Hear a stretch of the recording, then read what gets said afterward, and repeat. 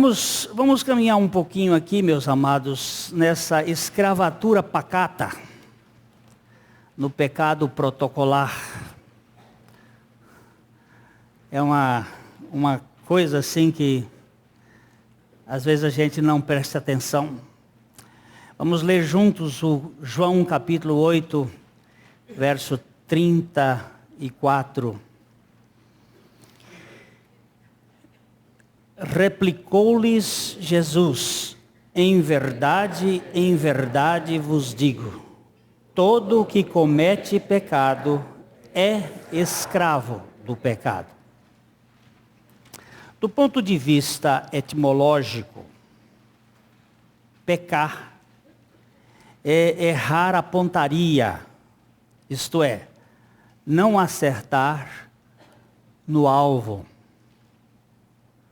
Numa concepção jurídica do fato, o pecado seria uma infração do código divino, gerando delito e culpa. Enquanto na avaliação teológica o pecado é o modus vivendi autônomo e apartado de Deus. Alguém sugeriu que o pecado é a declaração de independência de Deus feita pelo homem. Então aqui, 3 aspectos do pecado, da palavra pecar, pecado. Errar o alvo. Caim é um nome interessante, aquele que, esticado, a flecha não cai no lugar certo. Errar o alvo, errar o objetivo.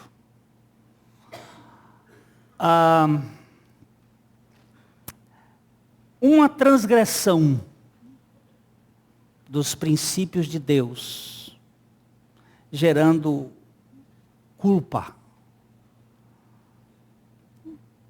E a ideia que me chama a atenção é: eu me basto,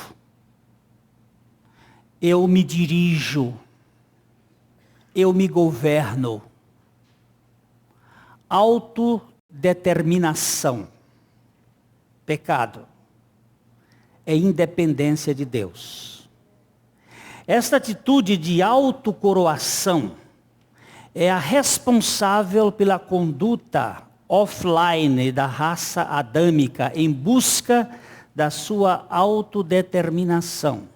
Somos uma geração rebelde e arrogante que pretende dirigir o seu destino num estilo autocrático.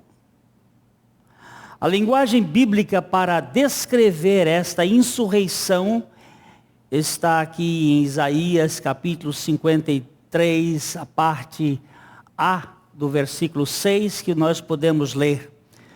Todos nós andávamos desgarrados como ovelhas, cada um se desviava pelo seu caminho. Aqui vemos uma postura atrevida de isolamento interesseiro ou ególatra que nos mantém presumivelmente autônomos e autômatos.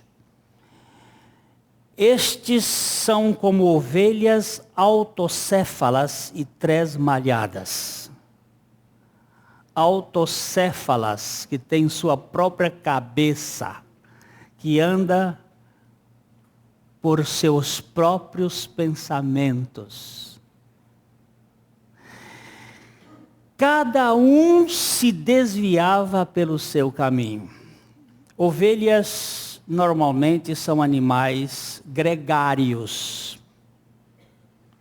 Eles não gostam de andar separados. Quando uma se desgarra, ela fica meio biruta, meio perdida. Mas aqui o texto está mostrando que cada um se desvia pelo seu próprio caminho. Isto é a ideia do pecado. Eu estabeleço os meus próprios pensamentos. como com sebo. E aí acaba comendo com sebo mesmo. É um pensamento gordo, engraxado, cheio de gordura pessoal. Separados de Deus, cada um pretende viver às suas próprias custas. Mas o desempenho que anseia pela autonomia individual é a causa da escravatura mais tirânica do egoísmo humano. É impossível a um ser finito ter uma existência emancipada num planeta dominado por espinheiros e abrolhos. Somos uma espécie escrava do pecado e profundamente soberba, que não consegue respirar o ar a cada instante, sem aspirar ao trono de sua governabilidade pessoal. O que é pecado? Amanhã iremos a tal lugar e faremos isso e aquilo. O que é a vossa vida? É um vapor que aparece por um instante e depois se desvanece. Se Deus quiser e estivermos vivos, iremos a tal lugar e faremos isso ou aquilo. Está vendo a diferença? O que é pecado? Eu quero ir para Bitínia, mas o Espírito do Senhor não permitiu que ele fosse. Não era um programa bom pregar o Evangelho para Paulo? Era. Mas era da vontade de Deus?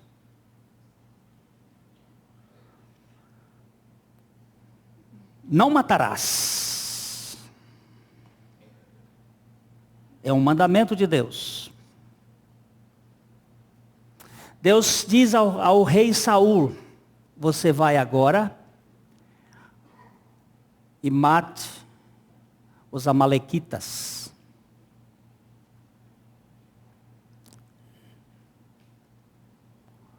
Mate tudo. Nem ovelha, nem boi, nem bezerro, nem nada, mate tudo. Mas Saul achou que ele podia decidir por conta própria.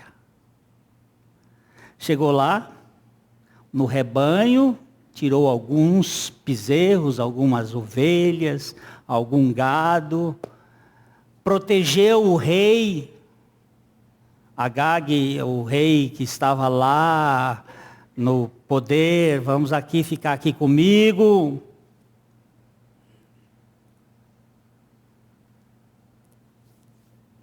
Certo? Errado.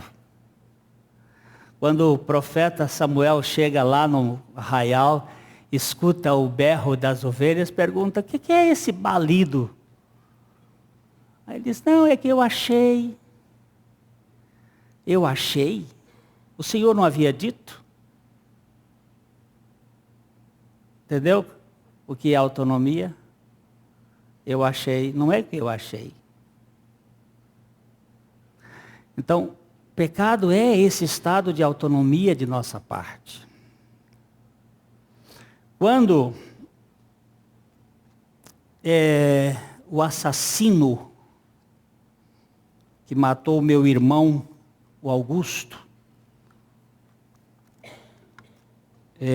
quando o Senhor começou a tratar comigo, eu estava muito revoltado, com raiva deste assassino, e dizendo palavras duras contra ele. O Senhor me olhou no coração e disse assim: assim como eu perdoei em Cristo a você, você tem que perdoá-lo também. E eu lhe respondi: Senhor, eu não tenho condições de perdoá-lo. E o Senhor me respondeu: eu não estou lhe perguntando se você tem condições, eu estou lhe dando as condições.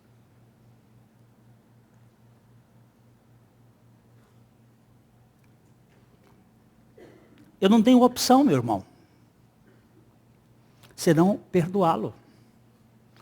Ainda que a lei do meu país exija que ele vá para a cadeia.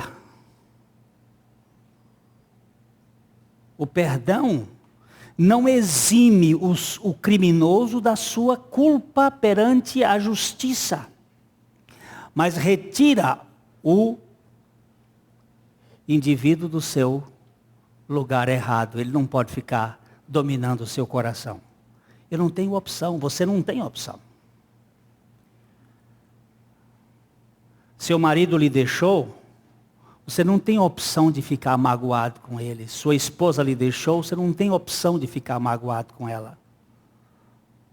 A sua opção, ainda que seja de tristeza por causa disso, é de perdão.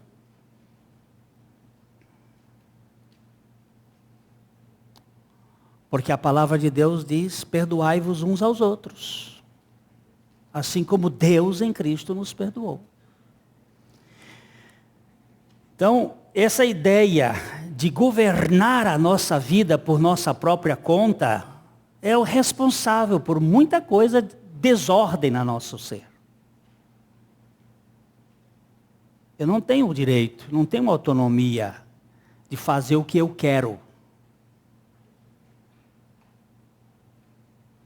Porque você me contrariou, eu agora desisto de tudo? Não tem outra alternativa. A oração é o recurso espiritual que melhor identifica a nossa necessidade da direção divina. Aquele que mantém uma comunhão íntima com Deus demonstra dependência dele, enquanto a escassez na oração evidencia uma arrogante autonomia. Não é o conhecimento sobre Deus, mas o relacionamento com a Trindade que confirma a nossa filiação e a afinidade na família de Deus. O que vai identificar melhor uma pessoa que está dependendo de Deus? É o seu espírito de oração.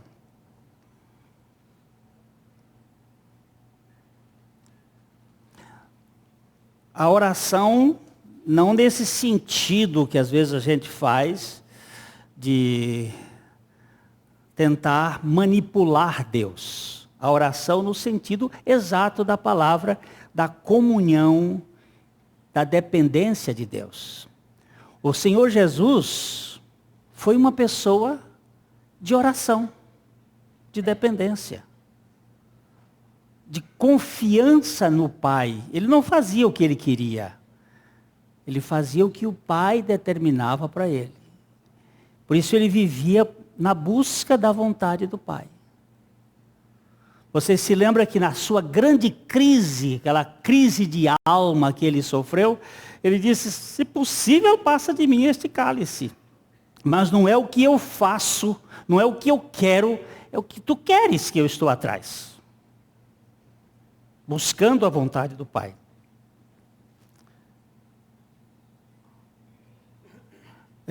Eu estava lá em São Paulo, o meu filho ficou de me pegar na reunião para levar à sua casa e ia dormir com ele lá. E estamos saindo da reunião, ele nunca chegou, e estamos saindo da reunião, ele me liga e diz assim, pai, eu digo, o que foi, meu filho? Você sabe que pai e filho conhecem pelo tom da voz. Eu digo, o que foi, meu filho? Ele disse, eu estou num hospital com uma dor no peito muito forte. Aí a perna vai lá embaixo, a adrenalina sobe, aquela coisa, e eu disse, agora, pai, sou eu contigo. Porque não tem outro lugar para você ir. Mas não é nessa crise que deve ser a nossa corrida. É em tudo. Aí corremos lá para o hospital, chegamos lá, estava aquele moção deitado na cama. Quando ele viu o pai, Estava apavorado o bichinho. Quando ele viu o pai, já relaxou. Aí tomamos providência, chamamos o médico da família, e mais um, mais outro e tal. E é um estresse. Estresse. Moço, jovem, trabalhando nesse comércio, nesse mercado, essa coisa toda, fica preocupado. Meu filho, precisamos colocar nas mãos do Senhor. Mas foi muito precioso, ele disse, pai, na viagem que eu fiz entre o local onde eu estava até o hospital, eu vim num táxi e eu vim falando com o Senhor. E para mim foi tão bom saber disso, que eu às vezes fico querendo apalpar a fé dos meus filhos para ver como é que está. E de repente uma crise faz ele dizer, e eu vim conversando com o Senhor e colocando minha vida nas mãos do Senhor, e a gente fica escutando e fica esperando a operação do Senhor e olhando para o Senhor, dizendo, o Senhor cuida de cada detalhe da vida deles. Porque nós temos às vezes uma tendência, se já ele estivesse batizado, se tiver isso, se tiver aquilo, então, e como é que está a vida dele? Senhor, eu preciso de Ti. Cada detalhe. Então, irmãos, eu fico aqui nesta oração. Aí fiquei com ele à noite, você vê como é que é. Ele tem uma cama de 2 metros de largura por 2 metros e 15, porque ele é grandão, mandou fazer uma cama grandona. E aí eu disse, eu vou dormir aqui no colchão, no chão, filho. Ele disse, não, deita aqui junto. Então ele deitado lá na cama e eu aqui. Quem disse que eu durmo? O tempo todo, ele mexe, eu estou olhando. Ele mexe, eu estou olhando. E eu olhava e dizia, pai, mas está tudo bem. Até Deus me colocar diante dele e dizer, filho, eu estou cuidando. Eu estou cuidando. Não é você que vai cuidar dele, sou eu que vou cuidar dele. Então, irmãos, eu estou falando aqui de dependência, de oração. É importante que nós, na nossa finitude, na nossa fragilidade, estejamos colocando diante do Senhor. O pecado é, antes de tudo, a altivez teomânica de nossa autossuficiência. Mas, muitas vezes, essa ufania vem bem disfarçada em andrajos. Um mendigo esnobe é extremamente mais ameaçador para a relação saudável no corpo do que um príncipe regente governando no seu trono. A autoestima velada em modéstia, ou com modéstia, causa mais prejuízo do que um déspota em seu posto público. Por isso a obra de Cristo visa nos libertar de nossa autoconfiança em todas as suas manifestações. Você e eu não podemos confiar em nós mesmos, em nada. Nós não somos confiáveis. Nem a nossa humildade é confiável. Eu confio na minha fé. Por favor, por misericórdia, não confie não. Confie na fé que vem do Senhor. Porque esta não sofre mudança, nem variação. Confie na graça de Deus. Essa teologia está muito em voga hoje na televisão. Ela foi formada dentro de um processo na cidade de Boston, onde está o grande templo da igreja da unificação, ou da igreja universal, em que a salvação é para todos. Presta atenção, a salvação não é universal, apesar dela ter sido em favor de todos, mas para que todo que crê experimente essa salvação. A coisa é muito sutil, mas a ciência cristã foi promotora desta confiança absoluta na própria fé. A teologia desta religião em que você confia na sua fé, foi desenvolvida muito nos Estados Unidos e hoje chegou no Brasil e nós temos aí. Vocês, por favor, saibam discernir, não vamos botar rótulos em ninguém, mas saibam discernir as coisas. Aprendam a ouvir.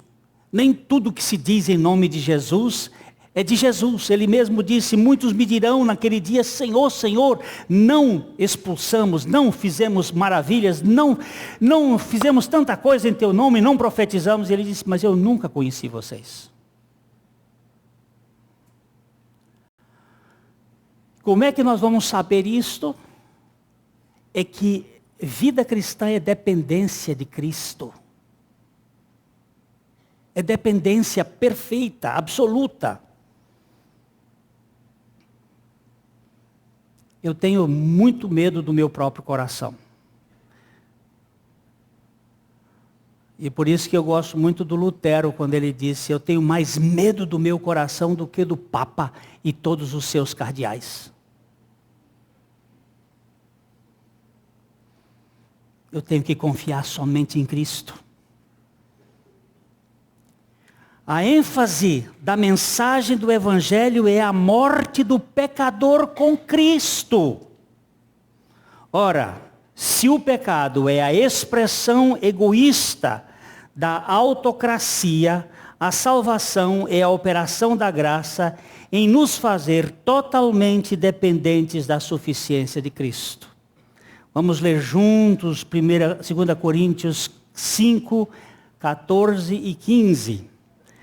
Pois o amor de Cristo nos constrange, julgando nós isto, um morreu por todos, logo todos morreram, e ele morreu por todos para que os que vivem não vivam mais para si mesmos, mas para aquele que por eles morreu e ressuscitou. Não vivam mais para si mesmos. Mas também não vivem mais para os outros. Não é nem autonomia, nem heteronomia. Não é autonomia viver para mim, nem heteronomia viver para o outro. Isto é humanismo. Mas viver para aquele é teonomia. É viver para aquele que por eles morreu e ressuscitou. O óbito de Cristo é a única trajetória onde orbita o extermínio da arrogância adâmica. É só na morte com Cristo que nós ganhamos a libertação de nós mesmos e dependência dele. Sem a morte do egoísmo juntamente com Cristo, não pode existir verdadeira comunhão no corpo de Cristo. O protocolo ritual do pecado visa a maximização dos desejos de reconhecimento e valorização de nossa personalidade. Ser mais, melhor e maior é a pior toxina para o adoecimento da alma ensimesmada. O inchaço do ego é a causa dos desconcertos em qualquer sociedade e agente das heresias nas fronteiras da igreja. Veja como o apóstolo do amor se refere a um concorrente ao pódio da exclusividade. Em 3 João, verso 9, escrevi alguma coisa à igreja, mas Diótrefes, que gosta de exercer a primazia entre eles, não nos dá a acolhida. Olha como é que ele chama a atenção. Diótrefes gosta de exercer a primazia.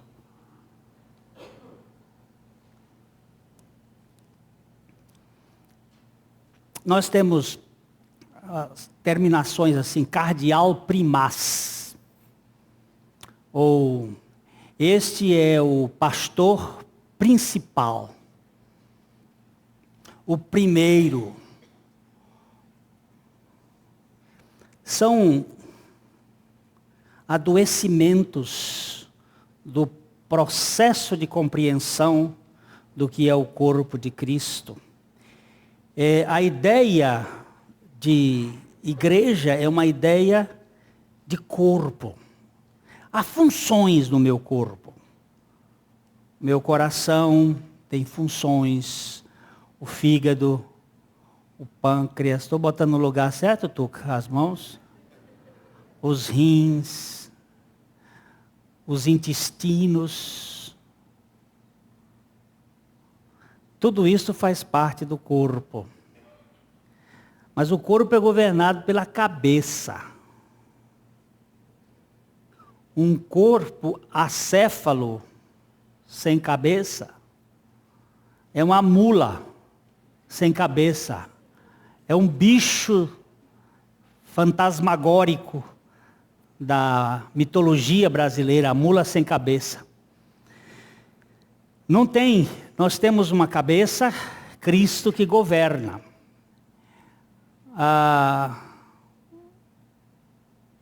Provérbio latino dizia assim: mens-sana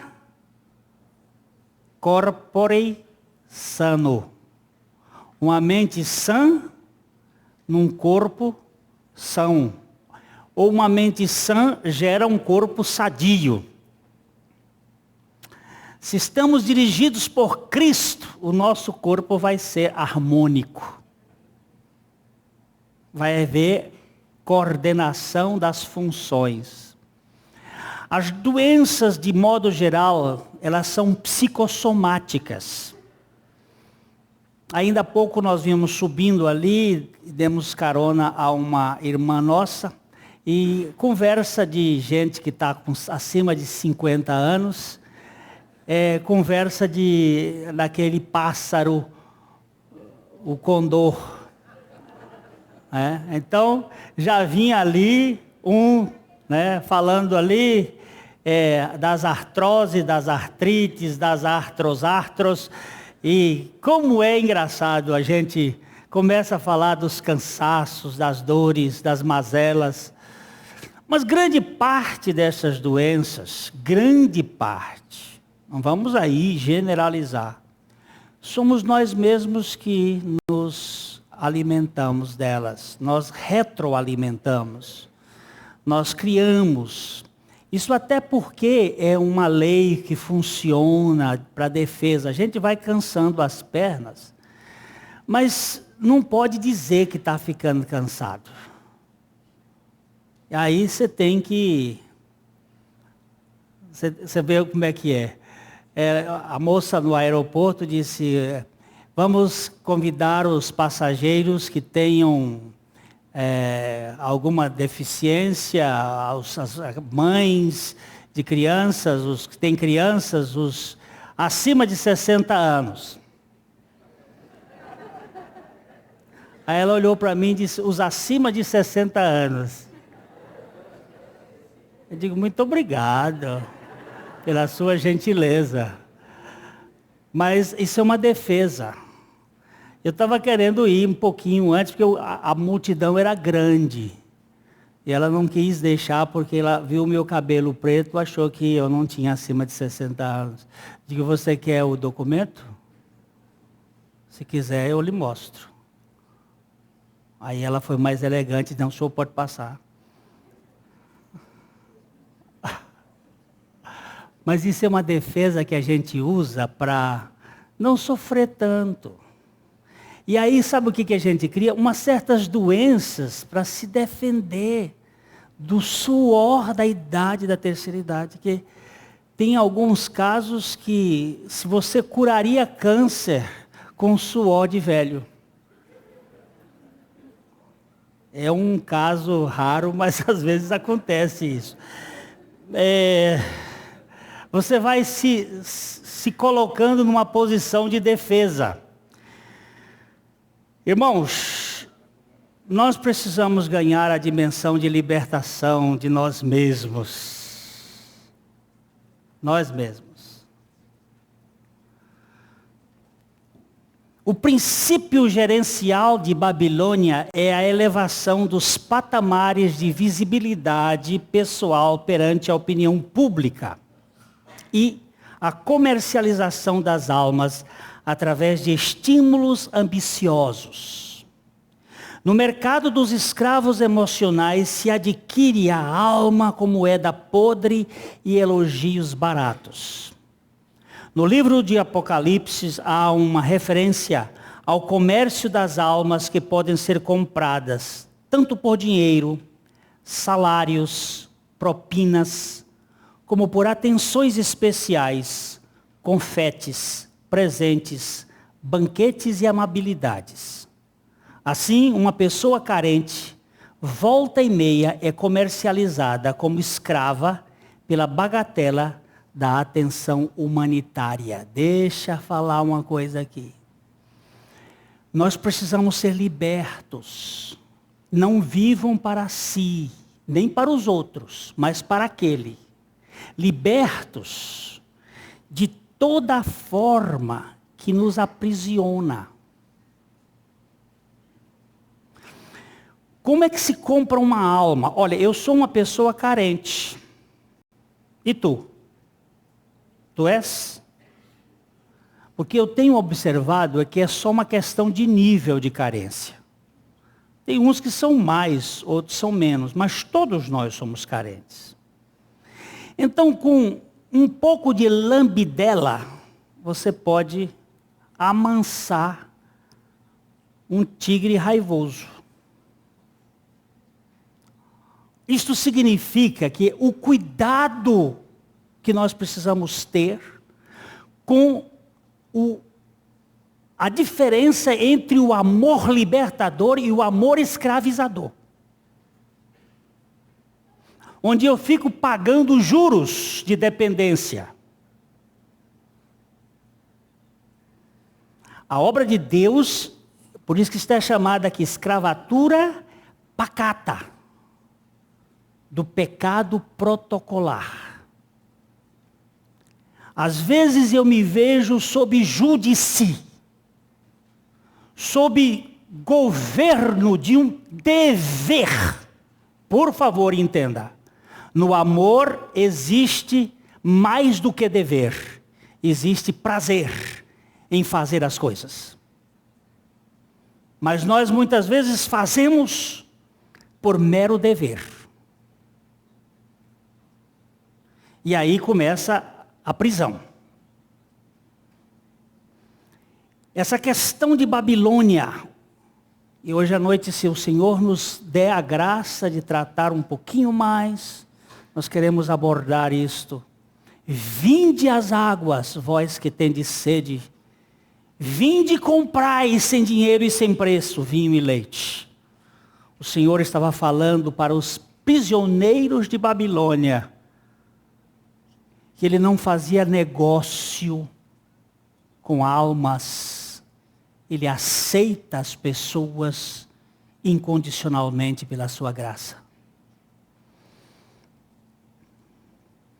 Como todos nós somos indigentes emocionais, todos nós estamos sujeitos às normas de corretagem e às leis do comércio dos escravos. Há uma multidão de gente carente neste mundo de ostentações, pagando tributos pesados pela valorização estipulada por meio de amizades calculistas no jogo do poder.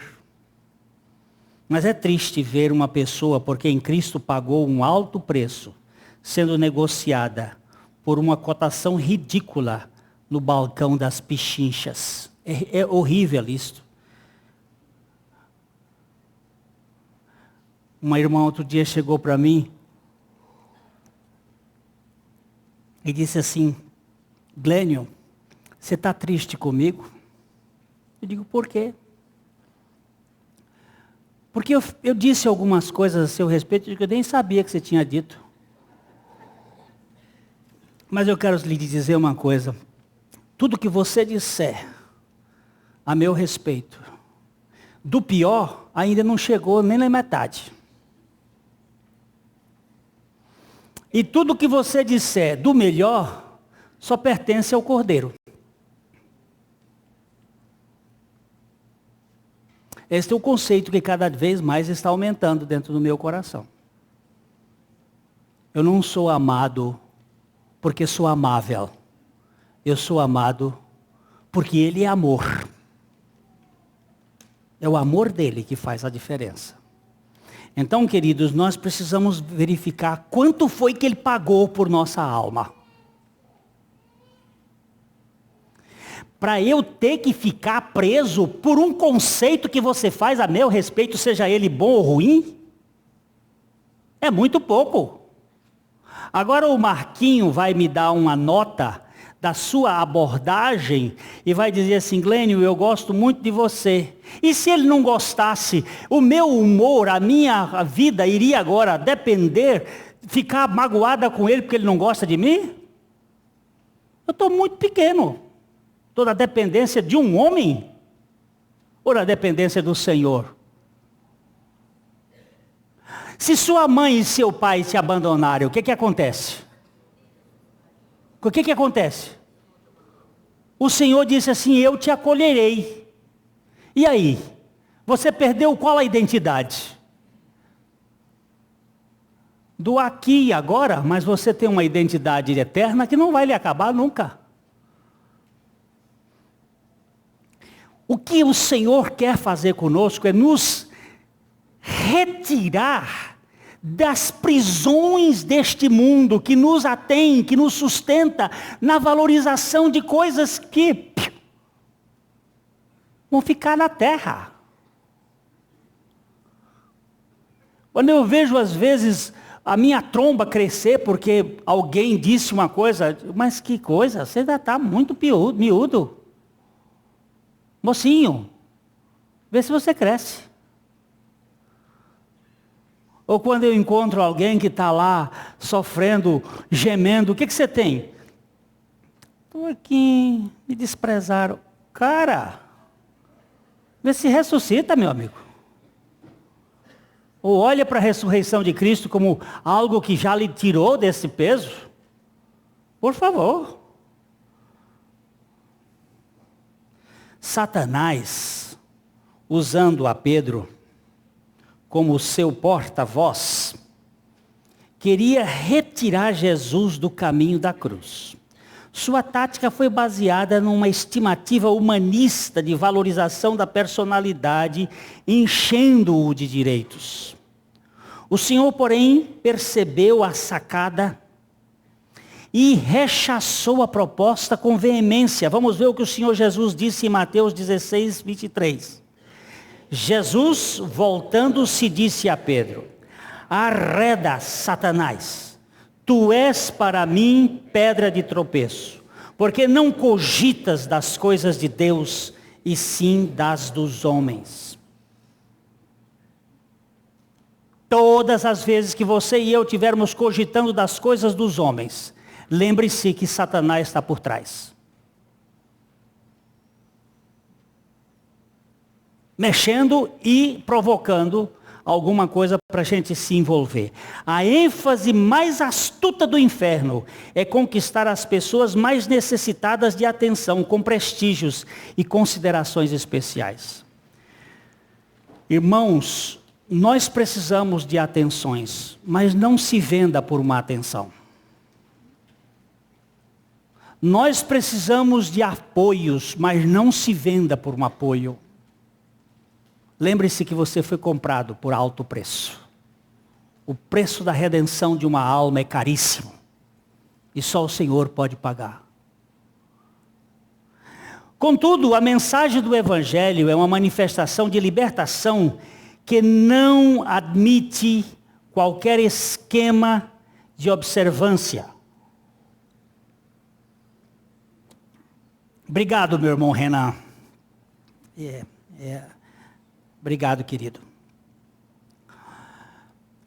Contudo, a mensagem do Evangelho é um manifesto de libertação que não admite qualquer esquema de subserviência. Ainda que o verdadeiro cristão seja um servo de Cristo em favor da sua igreja, ele nunca pode viver e servir em servilismo psíquico. Nenhum filho de Deus deve conviver com os outros neste mundo como um vassalo das manipulações humanistas. Você tem que ser livre. Você se lembra quando Jesus disse assim, quando alguém te obrigar a andar uma milha, não andou? Quando alguém te obrigar a andar uma milha, vai com ele 2. A segunda milha não é obrigada não. Onde é que você quer que eu vá agora? Você me obrigou a andar uma. A outra eu vou contigo, seja para frente ou seja para trás. Sem obrigação. Livre. Senhor, me liberta. Eu tenho orado assim. Me liberta de mim. Me liberta da opinião da minha esposa. Me liberta da opinião dos meus filhos. Estou começando de um cerco daqui para cá. Me liberta da opinião dos meus amigos. Me liberta da opinião dos meus inimigos. Me liberta, porque aí já incluiu todo mundo. Dos conhecidos. Me liberta da opinião da sociedade. Senhor, me liberta e me dá uma certeza de que eu sou aceito por Ti. Senhor, por favor, me livra de vitimismo. Me livra de ficar murmurando comigo mesmo, com os meus... Aí eu vou acrescentando. Aonde que você ora isso? Meu amigo, no avião, lá em cima, aqui embaixo, rodando, pedindo ao Senhor que Ele me liberte. Porque eu sou escravo de quê? Do pecado. Que pecado é este? Este pecado protocolar das nossas dependências.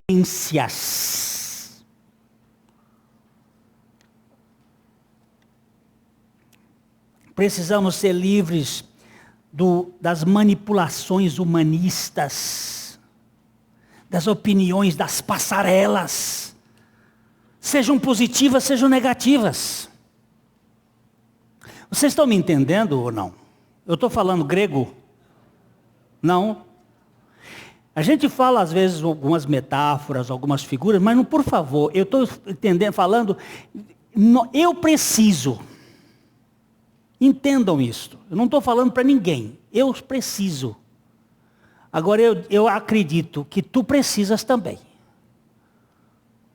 Que nós precisamos ser libertos de todas essas avaliações que nos escravizam, para que nós possamos viver com mais frugalidade. Se quiser ver a palavra no dicionário Aurélio, deixo para você ver. Frugal. Não é? Você pode comer uma comida que é mais requintada, ou uma comida mais frugal, mais caseira, mais simples, mais, né? Menos complicada. Você pode imaginar, periodicamente eu peço lá em casa para a Luísa, a moça que trabalha conosco, fazer um dos quitutes mais preferidos do meu apetite. Quero dizer para vocês. O que é? Farofa de ovo. Tomada com café. Comida com café.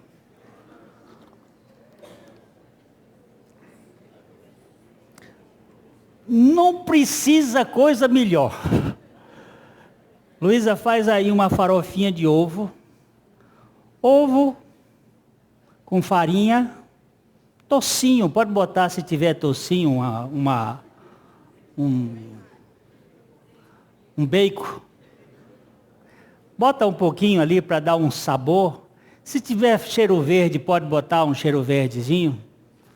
Mas ó, aquilo ali, aquela farofa de ovo e um cafezinho para você comer, molhando farinha, porque farinha seca é terrível. Então você come aquilo ali, que delícia! Ontem mesmo ela fez. Minha esposa já fala lá, ó, faz uma farofinha aí, e ela já pergunta, quer o café, Glênio? Ah, traz aqui. Irmãos, eu estou querendo dizer isso assim, a coisa simples na vida, frugal, uma vida menos complicada, uma vida mais singela, mais alegre. Ah, alguém me deu pimenta, coma pimenta. Arde, arde. É horrível, às vezes é. O Tatinho não está aqui, não. Um dia lá em casa, a dona Antônia, lá da chácara, ela me deu uma pimenta, mas é dessas pimentas macha. Essa pimenta que... o nome da pimenta é Scott Bennett. Até o nome da bicha é importado. E veio a pimenta lá em casa, e o Tatinho foi almoçar lá em casa um dia, e ele disse, tem uma pimenta aqui fêmea? Eu digo, tem uma macha. A pimenta é forte. Ele disse, pimenta para mim, não tem problema. Eu digo, essa pimenta é forte. Aí ele... Esse cara não vai longe, não. Aí ele, crau, quando ele... Eu vi quando ele botou a mão no prato e disse, ela é macha mesmo. E teve que ir para o banheiro. É forte. Eu nunca vi pimenta igual aquela. Comeu a pimenta? Louve a Deus pela pimenta que você comeu. Foi pimenta que lhe deram, não foi rapadura, não? Foi pimenta. Coma a pimenta e bata palmas. Louvado seja o Senhor. E pode ser que mais tarde, no final, vai ter uma sobremesa de morango com chocolate. Tenha um pouco de paciência, meu irmão. Uma comunidade em processo de cura não admite a permuta de afetos. O amor cristão é universal e sem discriminação. Não existe na casa do Pai nenhum filho singular ou de primeira classe. A reunião dos santos é a comunhão dos mendigos aceitos incondicionalmente pela graça, que vivem uns com os outros sem o imperativo da compensação. Mesmo que a reciprocidade seja uma condição essencial do amor cristão, ela nunca se manifesta como dever categórico ou troca de benefícios. Não existe capachismo nem agregados de favores no domicílio dos santos. Eu não sei receber favor. Eu não sei receber um presente. Eu sempre quero trocar. Estou começando a aprender. A gente, por educação, a gente deve ser grato e tudo. Mas eu estou falando aqui do perigo da escravatura. Eu recebo um jantar lá na casa do Tuca. Ele me convida, ele e a Renata, para ir jantar na casa dele. Aí eu já fico pensando, quando é que eu vou convidar o Tuca e a Renata para ir lá em casa comer um? Tem que haver essa reciprocidade, mas eu estou falando sobre a escravatura de ficar na dependência. Um cristão tem que jogar frescobol com outro cristão, mas não pode ficar dependente, dizendo o seguinte, se eu não fizer isto, eu fico devendo. Você está me entendendo que é uma questão de você ficar preso ao dever, à troca. O bem-estar caridoso da igreja se revela na acolhida dos trôpegos e na aceitação irrestrita dos fracassados, com o mesmo consentimento com que ela foi aceita em Cristo. Veja bem Romanos 5:7. Portanto, acolhei-vos uns aos outros, como também Cristo nos acolheu para a glória de Deus. Eu estou lendo um livro que o autor me chamou a atenção muito de perto. Deus não espera nada de mim.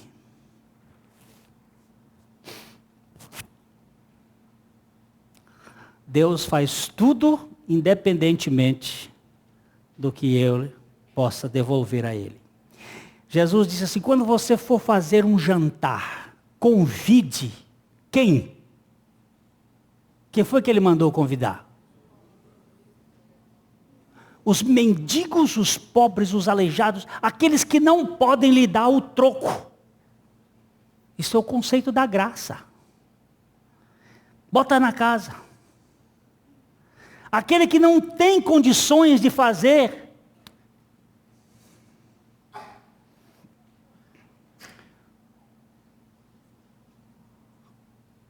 Tinha uma senhora aqui na nossa igreja que me deixava sempre muito encabulado. Muito encabulado. Frequentemente ela comprava mortadela, pães,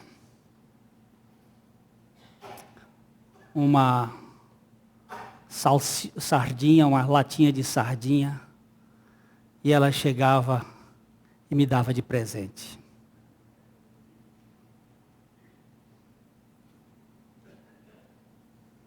Frequentemente. Aquilo era uma lição extraordinária. Chamava-se Isabel.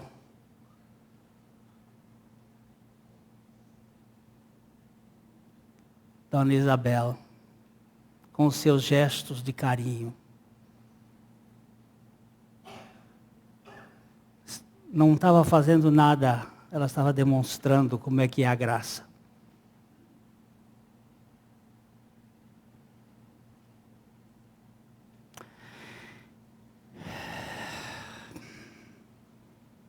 Olha nisso, faz tempo que eu não como uma mortadela, porque depois da morte dela eu não consegui mais comer uma mortadela. Vamos pegar umas mortadelas, porque a dela era muito gostosa.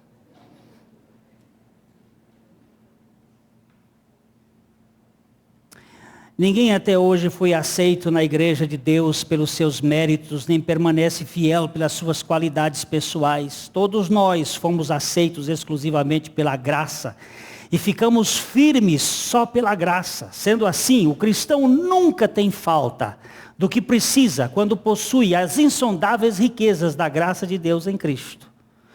Toda evolução espiritual é tão somente pela graça. Você e eu só vamos crescer pela graça de Deus. O estilo da igreja de Deus é parecido com o milagre do tanque de Betesda, a casa da misericórdia, sendo a congregação de todos os indigentes e indignos, mas aceitos irrestritamente pela suficiência de Cristo. Por isso, segundo Agostinho de Hipona, a suficiência dos meus méritos está em saber que os meus méritos não são suficientes. 2 Coríntios capítulo 3, 4 e 5. E é por intermédio de Cristo que temos tal confiança em Deus. Não que, por nós mesmos, sejamos capazes de pensar alguma coisa como se partisse de nós. Pelo contrário, a nossa suficiência vem de Deus. Aquele mendigo, aquele paralítico, aquele pobre homem que vivia há tantos anos na beira do tanque, esperando que alguém se lembrasse dele. Porque ele era paralítico, o cego ganhava dele, o surdo ganhava dele,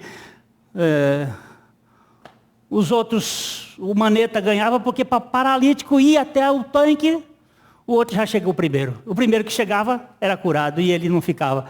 E aí Jesus chega e faz uma pergunta, das perguntas mais descabíveis Queres ser curado?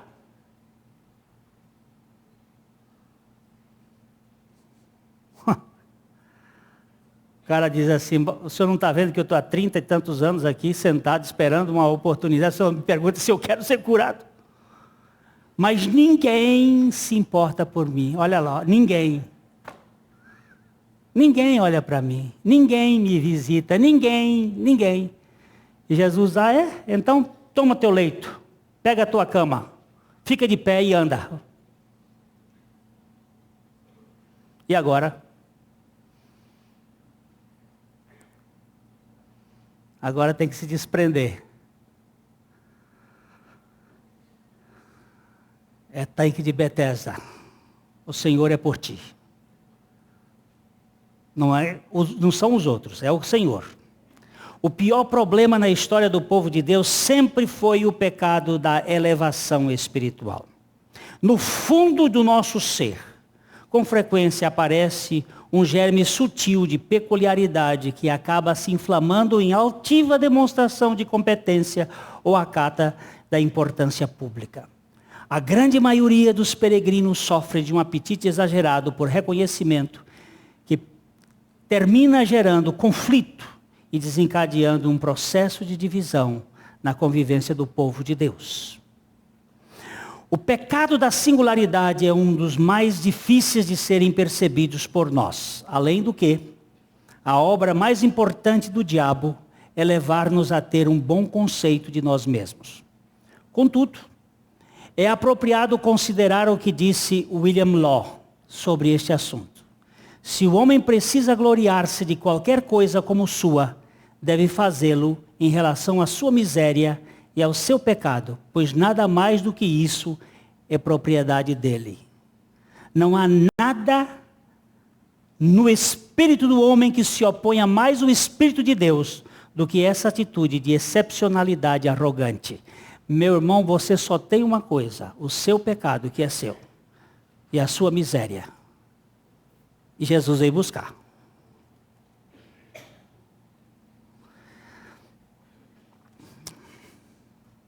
A insatisfação constante, a murmuração insistente e a crítica acirrada são características sintomáticas de uma escravatura capciosa e disfarçada que viaja sorrateiramente nas entranhas de uma alma enfatuada.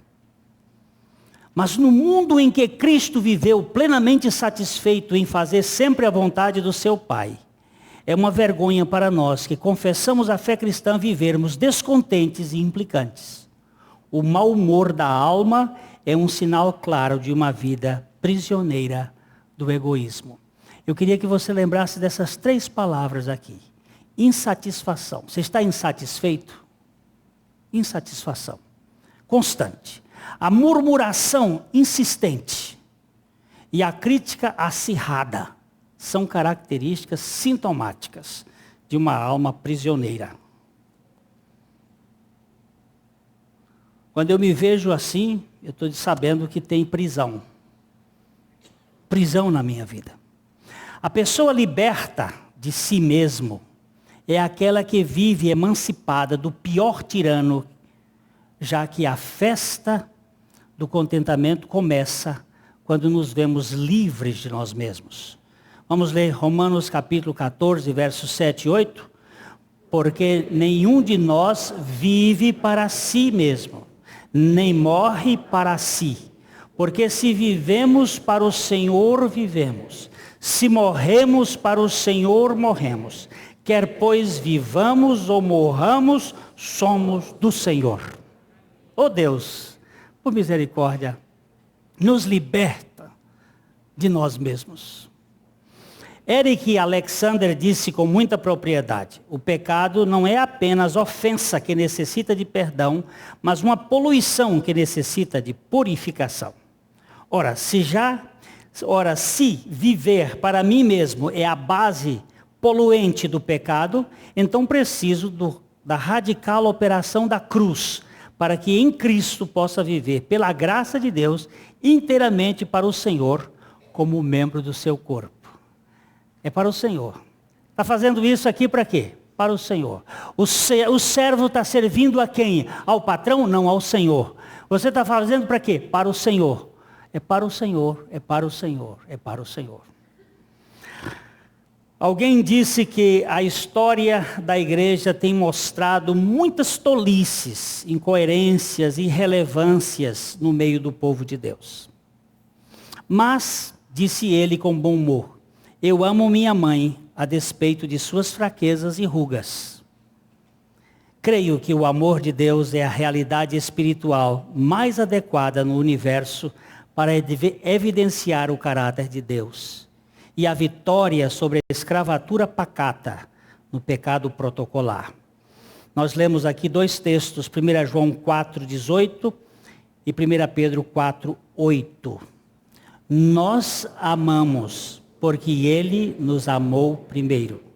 Acima de tudo, porém, tende amor intenso uns para com os outros, porque o amor cobre multidão de pecados.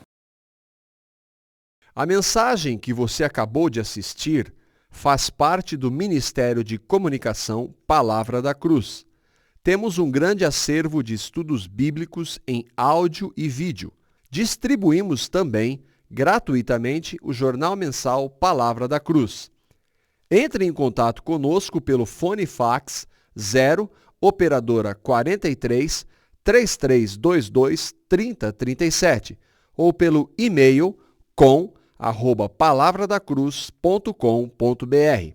Visite-nos também pelo site www.palavradacruz.com.br.